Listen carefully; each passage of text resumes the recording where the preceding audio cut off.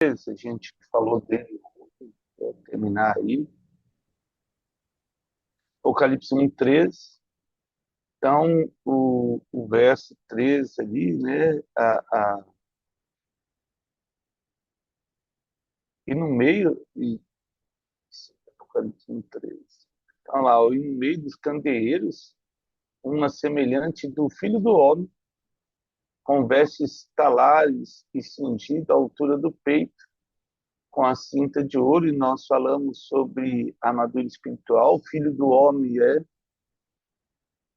o Senhor Jesus, e ele mesmo se coloca nesse título por causa da questão do seu nascimento sobre a terra, na terra. E aí agora a gente chega ainda no 14. A sua cabeça e cabelos eram brancos como a alva da lã. Aqui tem uma coisa bem interessante, porque vamos para Daniel 7:9. Quando Jesus conversa com seus discípulos na noite da ceia, eles viam um Jesus. Quando Jesus foi ressuscitado, ele estava com o corpo glorificado, mas era um outro Jesus. Continuei olhando até que foram postos uns tronos. E um ancião de dias se assentou, sua veste era branca como a neve, e os cabelos da cabeça como pura lã. E o seu trono eram chamas de fogo e suas rodas eram fogo ardente. Gente, olha isso aí. Ah, nós estamos falando de Jesus e é interessante que o Daniel veio antes de Cristo, mas ele já vê Jesus ressuscitado. Por isso que Jesus foi crucificado antes da fundação do mundo. Apocalipse 2:18, vamos lá para Apocalipse 2:18. O pecado, ele nos envelhece. Então, quando os discípulos olham para Jesus, eles veem Jesus com uma idade entre 30 e 40 anos, ele morreu com 37. Ao anjo da igreja de Tiatira escreve essas coisas, diz o Filho de Deus, que tem os olhos como chama de fogo e os pés semelhantes a bronze polido. Característica aí de Jesus. Vamos lá para João, capítulo 20. Agora, Evangelho de João, capítulo 20. Isso foi na sexta-feira. Quando chega no domingo, aí eles olham um homem com aparência de mais de 60 anos. Capítulo 20, verso 15, do Evangelho de João. É, ah, perguntou Jesus, Perguntou-lhe Jesus, mulher, por que choras? E a quem procuras?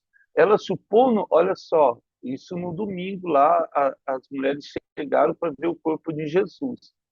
Ela supondo que ele era o jardineiro, respondeu, Senhor, se tu tiraste, disse-me, onde puseste, e eu levarei. Disse-lhe Jesus, Maria. Ela voltando lhe disse em hebraico, Rabone. Ela reconheceu pela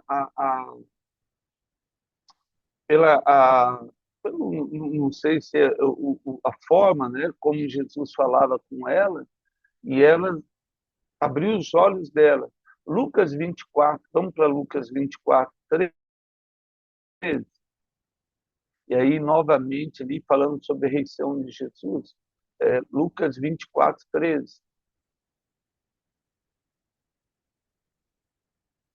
Naquele mesmo dia, dois estavam a caminho para a aldeia chamada Emaús, distante de Jerusalém 60 estádios, e iam conversando a respeito de todas as coisas sucedidas. Aconteceu que, enquanto conversavam e discutiam, o próprio Jesus se aproximou e ia com eles.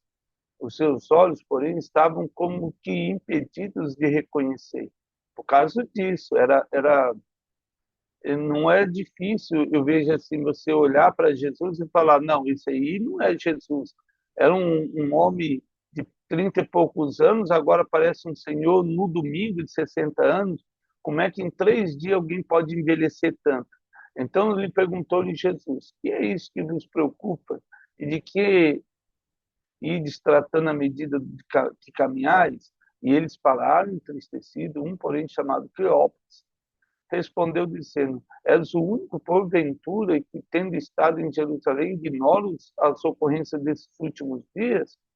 E lhe perguntou quais. E explicaram o que aconteceu a Jesus, o Nazareno, que era varão profeta, poderoso em obras e palavras diante de Deus e todo o povo. E como os principais sacerdotes e nossas autoridades entregaram para ser condenado à morte e crucificaram.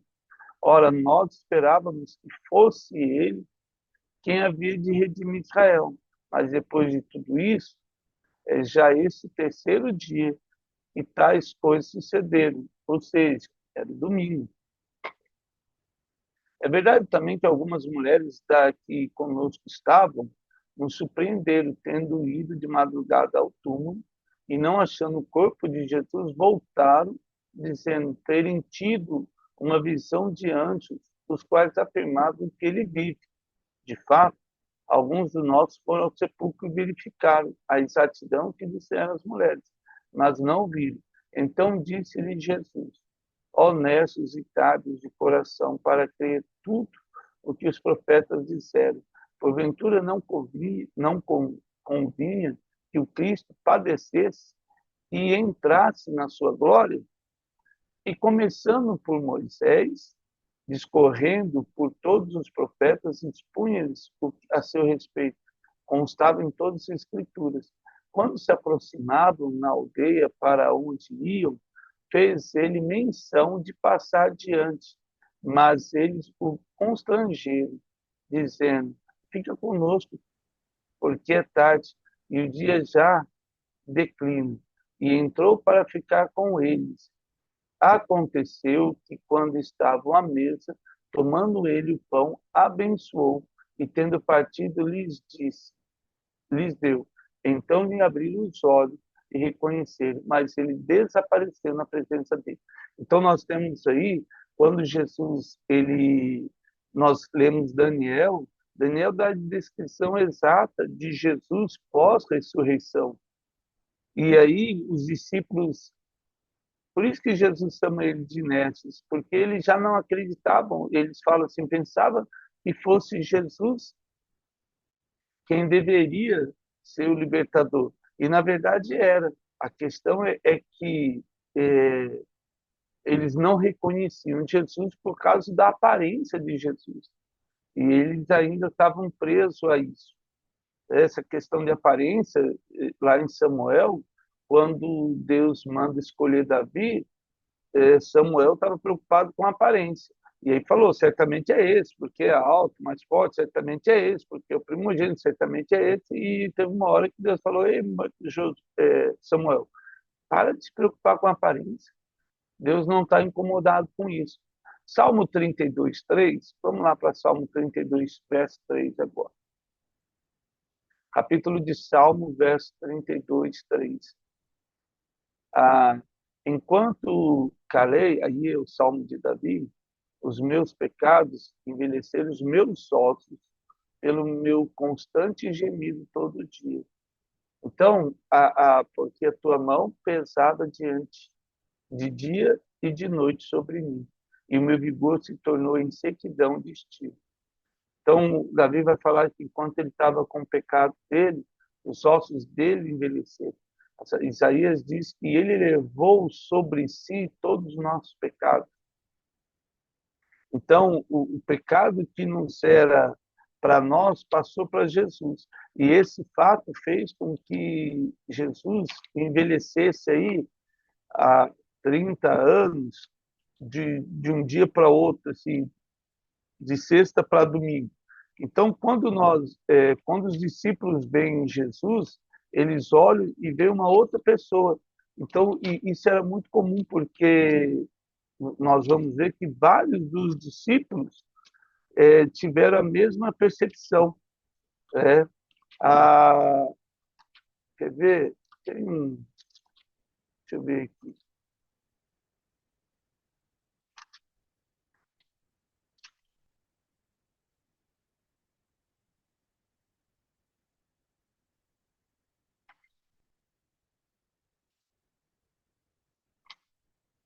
Não, mas amém. Mas isso aí é só para a gente ter ideia do que os discípulos viram.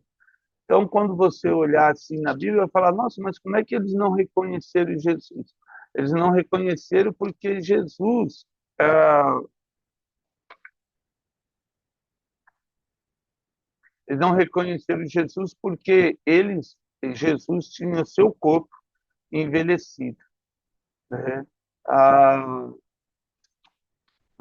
chato, deixa eu achar aqui. Mas amém. Ó, vamos lá para Daniel, 1 Coríntios 3, 13. 1 Coríntios capítulo 3, 13. 1 Coríntios capítulo 3, 13, ainda falando sobre Jesus, o verso 13 diz assim, ó, manifesta e tornará a obra de cada um, pois o dia demonstrará, porque está sendo revelada pelo fogo, o qual seja a obra de cada um. O próprio fogo provará. Então a gente viu que dos olhos de Jesus saía essa chama. Então, essa chama que purifica a obra, o julgamento. Toda vez que aparece fogo na palavra aí, aparece o julgamento.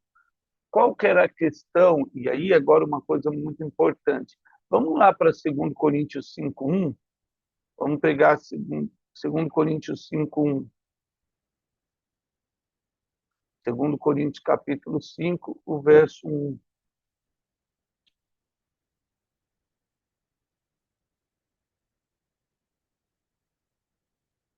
Ó, sabemos que a nossa casa terrestre, desde o tabernáculo, se desfizer, temos da parte de Deus um edifício, casa não feita por mão, feito por mão, eterna nos céus. Ou seja, ele está falando que a nossa morada na terra, nosso corpo, certamente vai.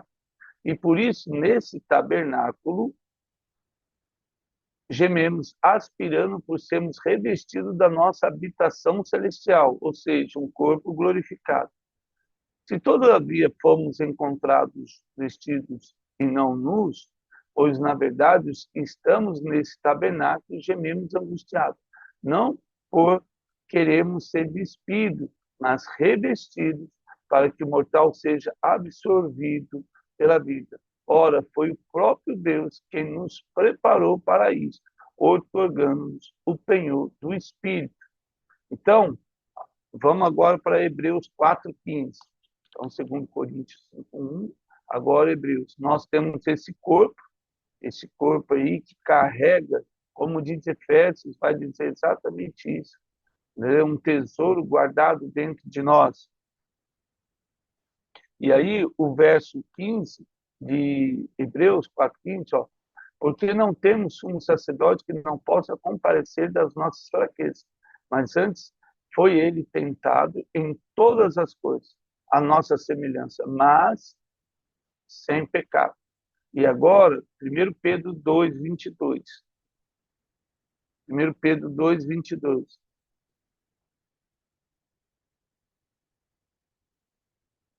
1 Pedro 2:22. Ele diz assim, olha só, o qual não cometeu pecado, nem dolo algum se achou em sua boca. Romanos 6:3 vai dizer que o salário do pecado é a morte.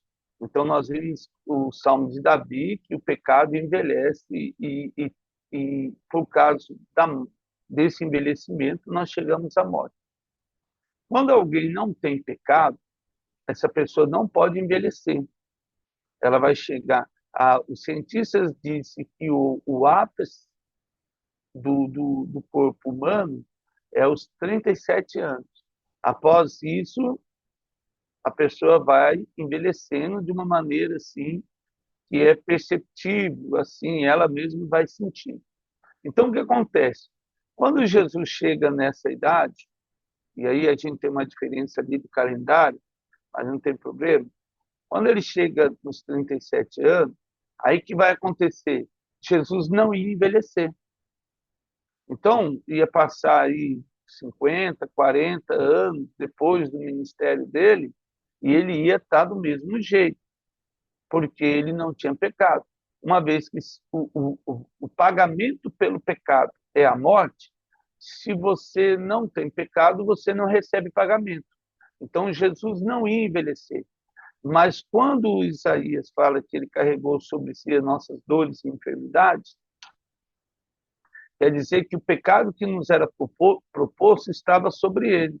E a partir daí, Jesus, ele envelhece porque ele carregou sobre si o seu pecado, o nosso pecado sobre si.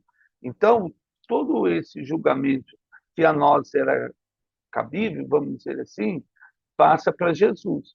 E aí agora tem uma questão. Por isso que quando Jesus chega nos evangelhos, ele vai falar lá que, olha só, e ele entregou o seu espírito, né? Quando ele fala que ele entregou o seu espírito, só pegar aqui, ó, ah, porque senão eu mesmo não vou. Isaías 53, o verso 4, vamos lá, Isaías 53, antes de ler aí, o verso 4, Gustavo, senão eu não ia me aguentar aqui de não ter lembrado do texto. Falei, não tem que. Ó, certamente ele tomou sobre si as nossas enfermidades e nossas dores, levou sobre si, e nós reputávamos por aflito, ferido de Deus e oprimido. Mas ele foi traspassado pelas nossas transgressões e moído pelas nossas iniquidades. O castigo que nos traz a paz estava sobre ele, e pelas suas pisaduras fomos sarados. Então, só para constar aí o texto aí, para você, eu mesmo não ia ficar feliz de não ter lembrado do texto. Ah, quando Jesus foi crucificado, então, aí nos evangelhos, e aí ele fala, eu entrego o meu espírito. Se Jesus não tivesse entregue o seu espírito, ele não ia morrer, né? Ele não ia morrer. Então, Jesus tem que entregar o seu espírito e ele fala: eu tenho a vida e eu a dou, nos evangelhos. E quando ele dá a sua vida, acontece essa profecia de Isaías. É, aí, nesse momento aí, Jesus carrega sobre si os pecados. E é legal porque Daniel tem essa visão de Jesus como ancião e descreve exatamente o que os discípulos veriam. Se eles tivessem prestado atenção em Daniel, saberiam que ele levou. Na verdade, é fácil para a gente hoje por causa do Espírito Santo, porque a gente tem esse entendimento. Mas com certeza, na época dos discípulos de Jesus, não seria tão simples assim. Então, quando você lê de novo a sua Bíblia lá e chegar na ressurreição de Jesus, pense nisso aí. O quem você viu na sexta-feira era um homem de aparência de 30 e poucos anos. Quando você vai ver no domingo, é um homem de aparência aí, já com mais de 60 anos, já idoso aí. Apocalipse. Agora vamos lá para o capítulo 15, 1:15 de Apocalipse, o verso 15 de Apocalipse. O verso 1:15 de Apocalipse, ele vai, e aí continuando, falando sobre a característica, lógico que a gente vê aí, ele começa, né? E aí, primeiro ele fala no verso 13, ele vê, olha só, o verso 13 aí, só para a gente recapitular aí. Então, quando João ele olha, e no meio do candeeiro ele vê uma semelhante ao Filho do Homem. Então ele sabia que era Jesus. E aí tinha vestes sacerdotais, vestes talares, cingido à altura do peito, com uma cinta de ouro, né? Igual os sacerdotes usavam aquela cinta com as pedras, representando as 12 tribos de Israel. A cabeça e os cabelos eram brancos, como a alva lã, como neve, e os olhos como chama de fogo. E aí os pés semelhantes ao bronze polido, como que refinado numa fornalha, a voz como voz de muitas águas. Então, essa é a característica de Jesus. As mãos e os pés polidos aí. Quando nós chegamos em Apocalipse 2:18, vamos lá para Apocalipse 2:18. Aí, Apocalipse capítulo 2, verso 18, e aí nós temos essa característica, essa percepção, né? Ao anjo da igreja escreve-te a ti essas coisas, o Filho de Deus, que tem os olhos, e aí novamente, como chama de fogo e os pés semelhante ao bronze polido. Significa que, como eu falei, os olhos como fogo ardente ali, o que o fogo purifica, esse texto que a gente acabou de ler em 1 Coríntios, lá que toda obra é provada. Apocalipse capítulo 4, 14, 2, vamos lá para Apocalipse 14, 2.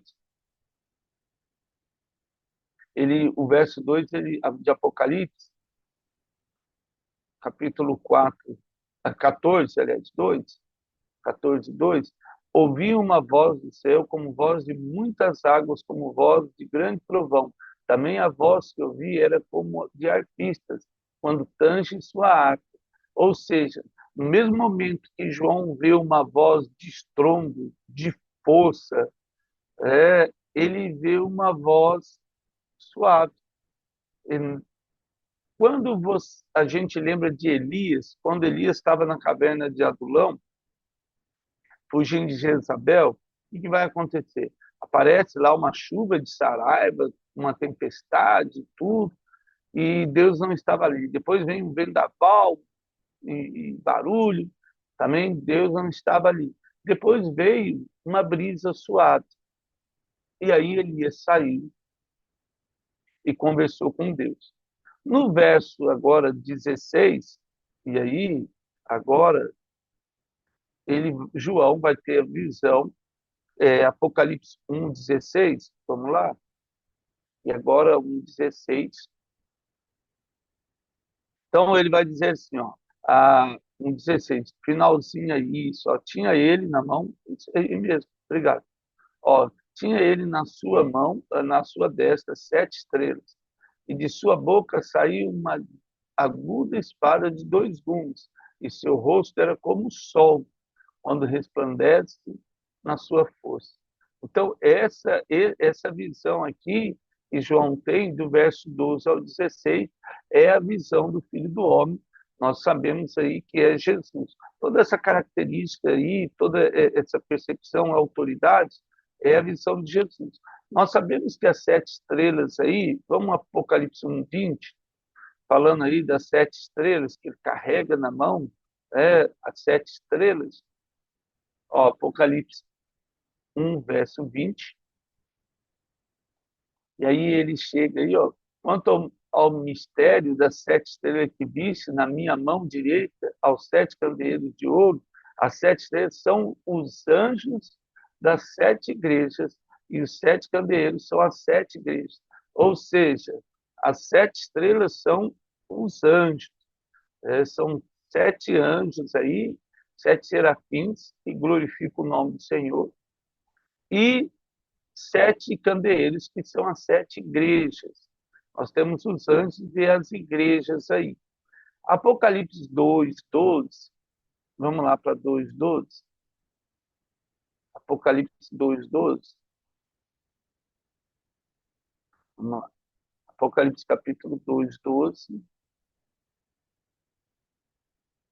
E aí ele vai falar: ao anjo da igreja em pé escreve essas coisas, diz aquele que tem a espada afiada de dois gumes. E aí é bem legal, porque quando ele vai falar aí sobre a espada, e Hebreus, vamos lá para Hebreus, e aí,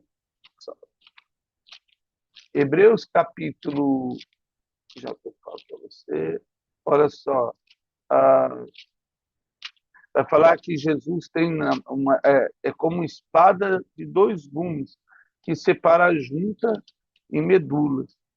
Ah, uma pena que eu não deixei aqui.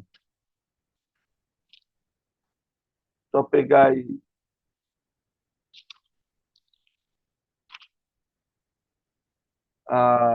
Hebreus. Peraí, já que eu acho para você aqui.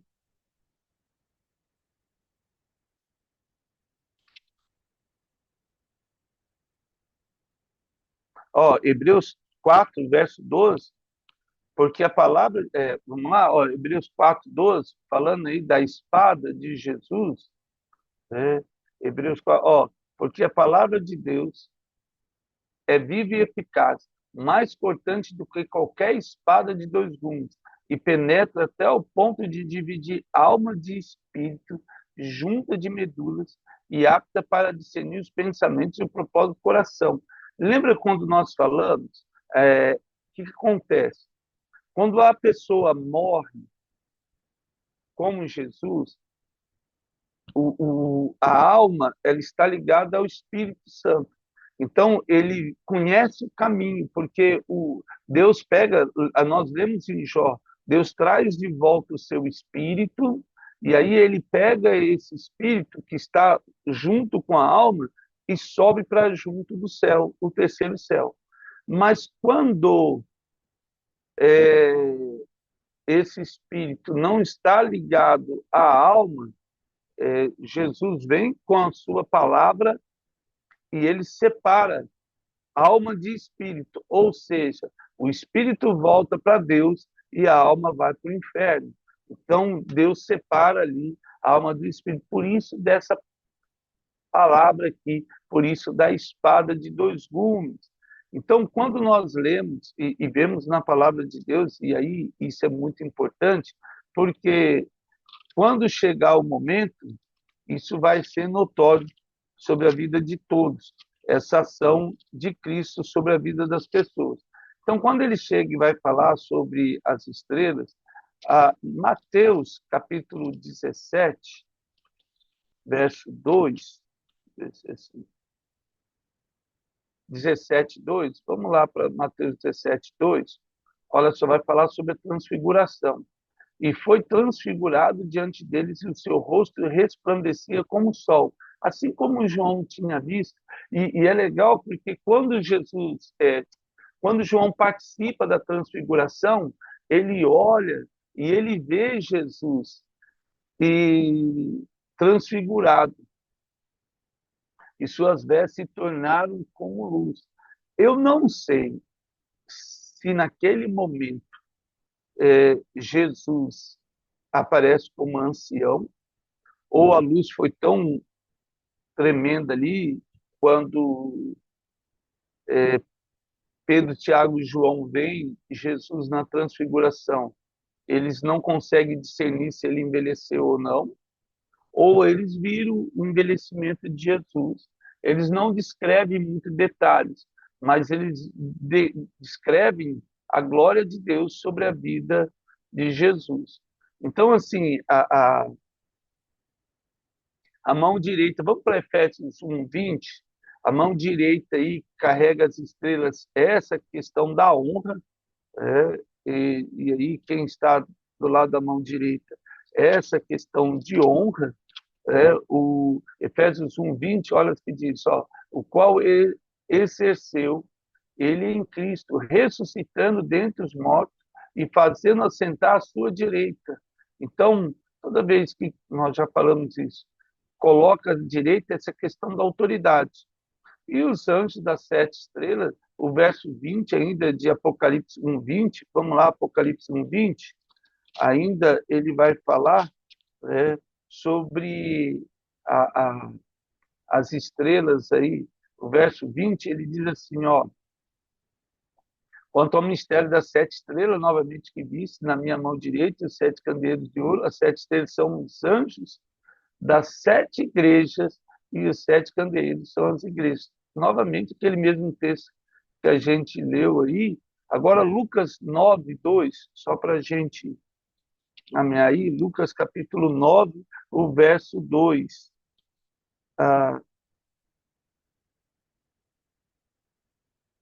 Lucas 9:52. Lucas 9:52. Aí vou lá. O verso 52 vai dizer, ó, e enviou mensageiros que antecedessem, indo eles, entraram numa aldeia de samaritanos para lhes preparar pousada, mas não o receberam, porque o aspecto dele era de quem decisivamente ia para Jerusalém. Vendo isso, os discípulos Tiago e João perguntaram, Senhor, queres que mandemos descer fogo do céu para os consumir? Jesus, porém, voltando, os repreendeu, dizendo, vós não sabeis que o Espírito sois, pois o Filho do Homem não veio para destruir as almas dos homens, mas para salvá-las. Esse é o papel da igreja. Eu queria deixar esse texto aí, por último aí, depois a gente vai ver outro, mas esse é o papel da igreja. O papel da igreja é sempre salvar e restaurar. Apesar de Cristo ter toda essa autoridade, ele não veio para destruir alma nenhuma. Infelizmente, as consequências do pecado nos faz magoar muitas pessoas, entristecer muitas pessoas. E muitas pessoas são magoadas e entristecidas. E Satanás sopra no coração para essa questão da falta do perdão e até às vezes de desejar uma vingança, um mal. Os profetas dizem que nós não devemos desejar nem pensar mal de ninguém. Então, assim, que Deus possa sempre nos ajudar a cumprir o propósito da igreja de Jesus, que é pregar a paz, a restauração dos homens. Sempre a restauração na vida das pessoas. Amém? Que Deus possa nos ajudar a cumprir essa promessa nesse dia. Ó Pai, quero agradecer pela vida dos teus filhos e filhas nessa manhã. Que teu Espírito Santo esteja sobre nós, derramando o seu Espírito sobre as nossas vidas, para que possamos cumprir, ó Deus, a tua palavra. Que possamos trazer esse evangelho de restaurar, salvar almas. Nos ajude, ó Deus. Tenha misericórdia daqueles que padecem hoje sem a tua mão, ó Pai. Tenha misericórdia daqueles que estão enganados no mundo, aqueles que não discernem entre a mão direita e a esquerda, como o profeta Jonas cita em seu livro. Que teu Espírito Santo, ó Deus, possa hoje nos trazer discernimento e a luz para o mundo, no nome de Jesus. Amém. Amados, obrigado pela sua presença, que Deus abençoe muito nesse dia aí. Um dia de muitas vitórias e conquistas, cheio de milagres de Jesus. Amém?